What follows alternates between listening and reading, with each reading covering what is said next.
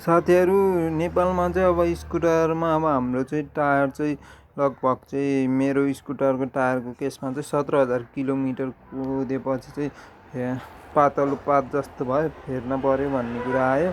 अनि त्यसपछि चाहिँ स्कुटर चाहिँ उस पनि भएको थियो कि के अरे लिर्किनी सिर्किनी पनि भएको थियो, अलिकति ब्यालेन्स नभए जस्तो भएको थियो। अनि चाहिँ स्कुटरको टायर फेर्न पऱ्यो भनेको।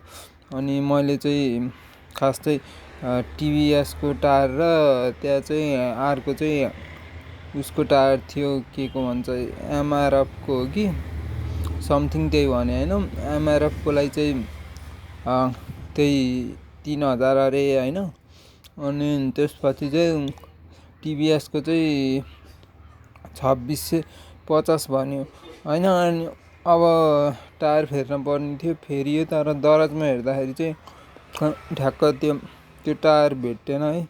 सस्तो ट्युबवाला मात्रै देखियो। मैले फेरेको चाहिँ ट्युबलेस हो। अब प्राइस चाहिँ हाई गरेर हेरौँ है। अब हाईमा पनि खोइ त्यही देखाउँदैन।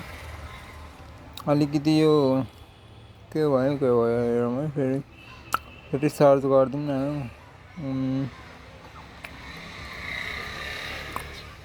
आउँदैन त आयो होइन।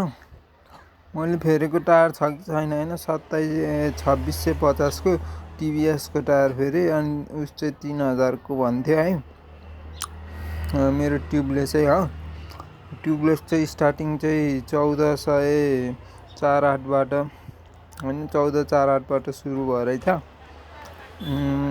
त्यो वाला टायर अलिकति भेटेन। टिभिएसकै भनेर हान्यो भने भेटिन्छ कि हामी ट्राई गरौँ न होइन। ट्राई बट डन ट्राई भन्छन् होइन। भेटेन है यस्तो, जे पाए त्यही देखायो। एउटा चाहिँ भेटियो। अब यतिकै रेन्जमा छ। अब टायर पनि 8,000देखि होइन 3,000देखि अब लिएर छगिरहनु ठिकै छ। अब ठगे पनि ठिकै छ, नठगे पनि ठिकै छ। अब फेरियो, अब राम्रोसँग चलाइन्छ, त्यही हो। Thanks for watching.